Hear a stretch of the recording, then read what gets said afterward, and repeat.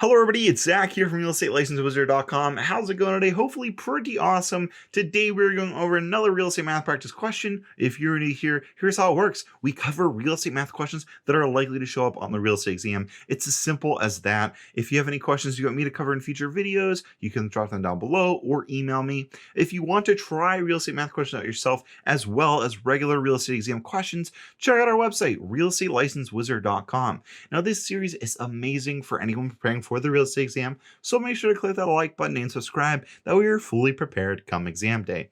All right, without further ado, let's jump right into it. So today we're talking about property tax. That's right, we're finishing our week on property tax. We're going to be finishing the week with a bang, and you'll see why in a few moments. All right, so let's take a look at the question. All right, so the question says, a property's market value is $500,000. The assessment rate for the house is 25% with 55.75 mils and a $25,000 property tax deduction. Find the monthly property taxes. All right, so it gives us four options, and you can check those out. Of course, if you need time right now's the time to do it. So go ahead and pause, bust it out. I'm gonna give you guys a couple of moments to do that and figure out the problem and come up with your answer. So go ahead and do that right now.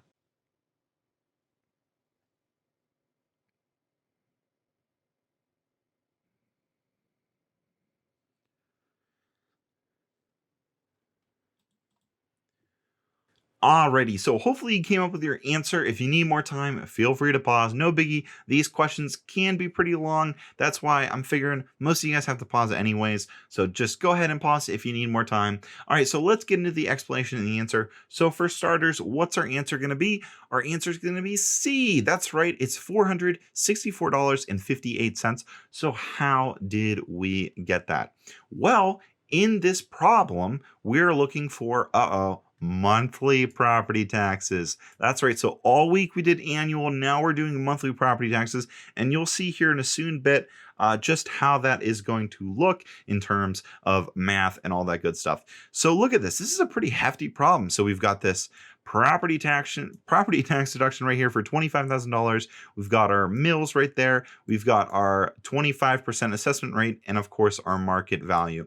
So what are we going to do with these numbers? Well, we're going to bust them out. We're going to do all that math magic, as I like to say, and come up with our answer. So what are we going to do first? First things first, we're going to take that $500,000 and we are going to what? Do you guys remember? We're going to multiply by the assessment rate, which is that 25% or 0.25. Why do we do that? Well, we need to get our assessed value. So when we do that, when we do the math, it's going to give us $125,000.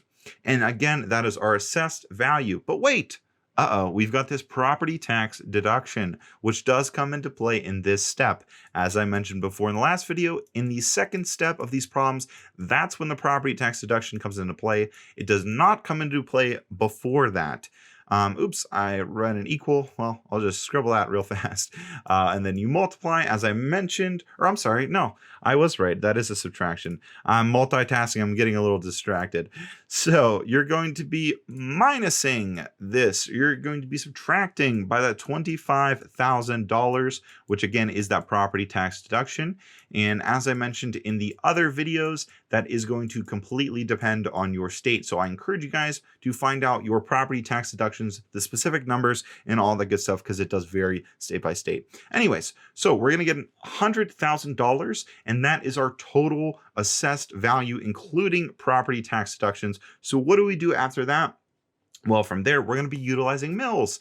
So we're going to be taking that $100,000 and we are going to multiply by 0.5575.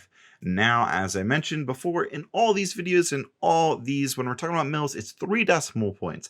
I have to drill that in your brain because so many people get that mixed up. They just do it over 2 decimal points because they're used to the percentage. But again, it's milli, which means 3. So it's 3 decimal points over, which gives us that 0.05575.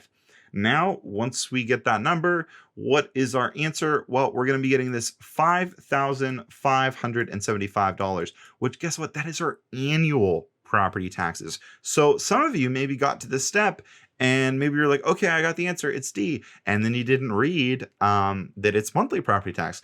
Leave a comment down below if that got you and that tricked you, or if you knew better, because I am curious, because I know not a lot of people will admit it, but often they don't read all the way through the question, and then they just assume that it's one thing, and then they immediately jump to it, which is all the more important reminder. It's just another important reminder that you guys need to read these questions thoroughly come exam day.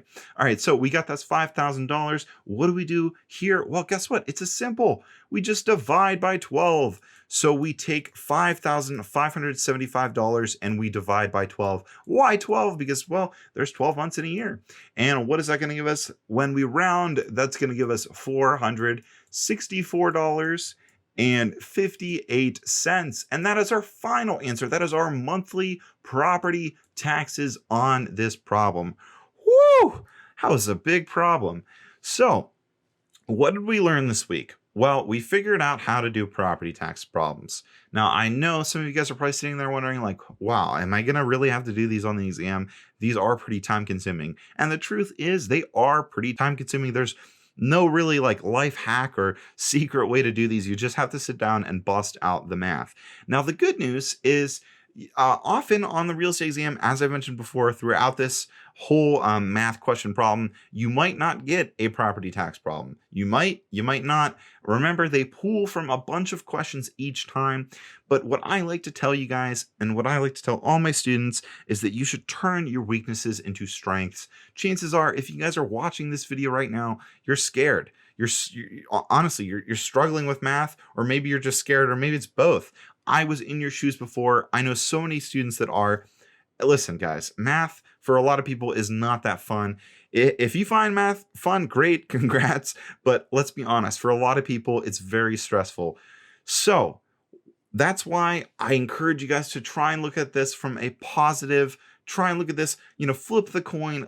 Be excited if you see a math problem. Be like, yes, I know I can get this right. I can bust it out. I can do it. And that's why we're doing this right now. We're going through these problems. We're turning these things into strengths of ours so that we can go in there and we could bust out the exam and just walk out there and without any doubts on our back that we know we are going to pass. Does that sound good? That sounds pretty good to me. So yeah. But anyways, enough of that tangent, enough of that extra stuff. Hopefully you guys enjoyed this video. If you did, give us a thumbs up, comments, questions, all the good stuff. Leave them down below. But yeah. All right, guys, thank you so much. I'll be back next week with more real estate math questions, so stay tuned for that. All right, guys, thank you so much for watching. As always, this is Zach from RealEstateLicenseWizard.com. Make today magical.